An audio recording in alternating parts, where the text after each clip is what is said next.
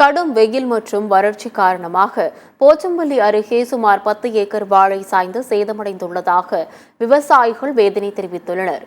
கிருஷ்ணகிரி மாவட்டம் போச்சம்பள்ளி அடுத்த சைதாப்பேட்டை கிராமத்தை சேர்ந்த விவசாயிகள் சுமார் 10 ஏக்கருக்கும் மேல் வாழை பயிரிட்டுள்ளனர்.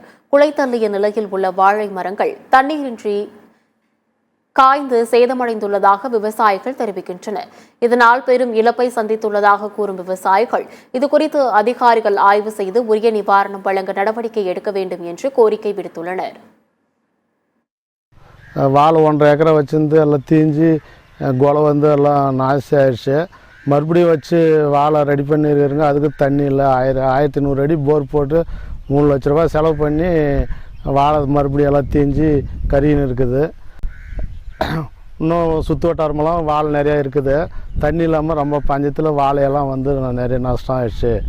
ரொம்ப வேஸ்ட்டு. ஒரு 2-3 லட்ச ரூபாய்க்கு நஷ்டம். புதுசாக இப்போ ரெடி பண்ணிக்கிறீங்க. இதுவும் பார்த்து தண்ணி இல்லாமல் எல்லாம் வதங்கி எல்லாம் கருகி நிற்குது மொத்தம் வாழைப்புறம்.